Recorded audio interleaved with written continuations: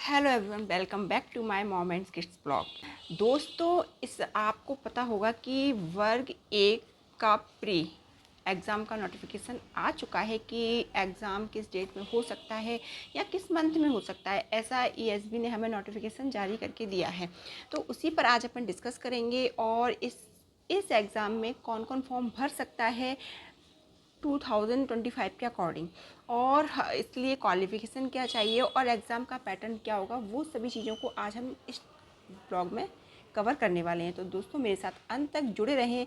और MP TET वर्ग एक का एग्ज़ाम जैसा कि नोटिफिकेशन आया है कि जो भी एग्ज़ाम की डेट के लिए नोटिफिकेशन आएगा, वो उसकी डेट आपको अक्टूबर या नवंबर में हमें क्लियर हो जाएगी। और एग्ज़ाम जनवरी टू फरवरी भी हो सकता है और आगे भी जा सकता है, जैसा कि ईएसबी है। जैसा हमारे पास नोटिफिकेशन आया है, हम उसके अकॉर्डिंग आपको बता रहे हैं। चलिए, अब हम जानते हैं कि इस एग्ज़ाम को कौन कौन दे सकता है, किस तरीके से दे सकते हैं, और 2025 के अकॉर्डिंग इसमें कितने मार्क्स का पेपर आएगा, नेगेटिव मार्किंग है या नहीं, वो सभी चीज़ों पर आज हम इस पर डिस्कस करेंगे। दोस्तों, एमपी टेट एक प्री का एग्ज़ाम, इसे हिंदी में वर्ग एक पात्रता परीक्षा कहा जाता है। और जैसा कि आपको पता है, ये सिर्फ हमारा प्री का एग्ज़ाम है और आपको ज्वाइनिंग के लिए हमें मेंस भी देना होता है, वो आपका मेन एग्ज़ाम रहेगा। पर पहले हमें, और जैसा कि ईएसबी ने बिल्कुल कंपलसरी कर दिया है कि जो लोग काफ़ी साल से गवर्नमेंट जॉब में लगे हुए हैं, वो भी 57 ईयर तक, उनको भी एमपी टेट प्री क्लियर करना बहुत अनिवार्य है, अन्यथा वो जॉब से हटा दिए जाएंगे। तो इस समय सिचुएशन ये है कि अब सभी को ही ये एग्ज़ाम देना है। जी हाँ दोस्तों, अब ये एग्ज़ाम कब है तो देखते हैं। इसकी एज है कम से कम 21 वर्ष। मतलब आप वोट दे चुके हो, आपका वोटर आईडी होगा, आप 21 वर्ष के हो तो आप इस एग्ज़ाम को दे सकते हो। और लास्ट जनरल वालों के लिए 47 है, वो भी महिलाओं के लिए, और एससी एसटी तो 50+ में जा सकते हैं। अब इसके लिए क्वालिफ़िकेशन क्या होगी, तो आपका जो भी सब्जेक्ट है उसमें आपको पीजी करना कंपलसरी है। मतलब आपने जो भी, मतलब अपन बीए करते हैं, फिर हमारा एमए होता है, वो हिंदी मैथ, आपका कोई पर्टिकुलर एक सब्जेक्ट होता है, उससे आपको पीजी करना कंपलसरी है। साथ में आपको बीएड भी करना अनिवार्य है, तभी आप इस एग्ज़ाम के लिए क्वालिफाइड, मतलब माने जाओगे, मतलब आप इस एग्ज़ाम को दे सकते हो। अब इसके बाद हम जानेंगे कि एग्ज़ाम का जो एग्ज़ाम है प्री का, वो 150 मार्क्स का होगा, जिसमें आपका टाइमिंग 2.5 घंटे रहेगा। अब इसका जो पेपर है वो एमसीक्यू रहेगा, आपको कंप्यूटर भी टिक करना है। और जिसमें आपका जो नंबरिंग है 150, उसमें से जो आपका मेन सब्जेक्ट है, जैसे आपने हिंदी में पीजी किया है, एसएसटी में किया है, सोशल में किया है, मैथ्स में किया है, उस सब्जेक्ट के मार्क्स आपके 120 नंबर। दोस्तों, इसमें आपका जो प्री का एग्ज़ाम है वो 150 मार्क्स का होगा। टाइमिंग आपका 2.5 घंटे रहने वाला है। और पेपर है जो पेपर है वो आपका एमसीक्यू टाइप का रहने वाला है। और ठीक है, अब जिसमें आपको पासिंग मार्क्स 60% लाना कंपलसरी है और नो नेगेटिव मार्किंग है। और जिसमें कि यदि आपका 150 का नंबर का पेपर है तो आपको 90% लेकर आना है, 90 नंबर लाना अनिवार्य है। अब दोस्तों, इसमें ये बात करते हैं कि 150 में कितने कैसे मार्क्स के क्वेश्चंस आते हैं। तो दोस्तों, जो 30 मार्क्स है उस पर हम बात करते हैं बाद में। पहले हम आप डिस्कस करते हैं 120। जो 120 नंबर का जो मार्क्स है, उसके जितने भी क्वेश्चंस हैं, आपने जिस सब्जेक्ट से पीजी करके रखा है, मींस एमए किया है, उस सब्जेक्ट से रिलेटिव ही आपके यहाँ पर क्वेश्चन बनने वाले हैं। यदि आपने हिंदी से किया है तो हिंदी के आएंगे, मैथ्स से किया है तो मैथ्स के आएंगे, एसएसटी और इतने सारे हमारे सब्जेक्ट होते हैं। आपने जिस भी सब्जेक्ट से पीजी का फॉर्म फिल किया था, पीजी क्वालिफाइड किया है, उसी से रिलेटिव आपकी 120 नंबर के क्वेश्चंस आने वाले हैं। अब 30 मार्क्स के जो हैं वो सभी के लिए कॉमन हैं। ये आप यहाँ पर जितने भी स्टूडेंट्स बैठेंगे एग्ज़ाम देने के लिए, उनके लिए कंपलसरी है। इसमें क्या क्या आएगा देखिए। इसमें हमारा आएगा, सामान्य हिंदी में हमें 8 क्वेश्चंस मिलेंगे, वो 8 मार्क्स के होंगे। सामान्य अंग्रेजी के आएंगे, जो नॉर्मल अंग्रेजी होती है, बहुत टफ नहीं आती है, वो ओनली 5 मार्क्स के आएंगे।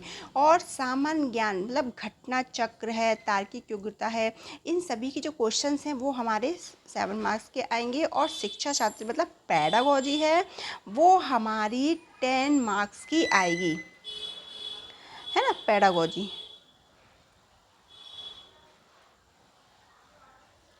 इस तरीके से टोटल हमारे 30 मार्क्स के ये जितने भी ऑल सब्जेक्ट के स्टूडेंट्स हैं उन सबके लिए कंपलसरी रहेगा ये सब्जेक्ट, और ये हमारे लिए ऑप्शनल है। आप जिस सब्जेक्ट से हैं आपके उसी की आपको प्रिपरेशन करना है। चलिए, अब जो मेंस का एग्ज़ाम होगा उस तो हमारा पेपर है वो 100 का आएगा।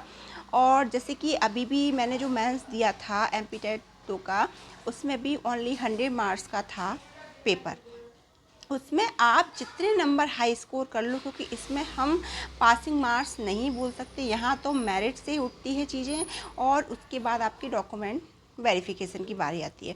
तो दोस्तों, इस तरीके से हमारा पीजी एमपी टेट प्री का एग्ज़ाम का जो भी पैटर्न रहेगा वो मैंने आपको यहाँ एक्सप्लेन किया है।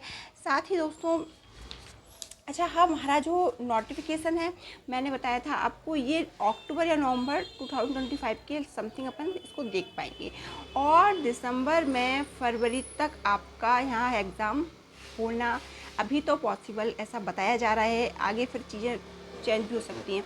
तो दोस्तों, अब हम तैयारी कैसे करें? तो हम तैयारी अभी से स्टार्ट कर सकते हैं, और अब तैयारी के लिए ज़्यादा टाइम हमको नहीं वेस्ट करना। क्यों?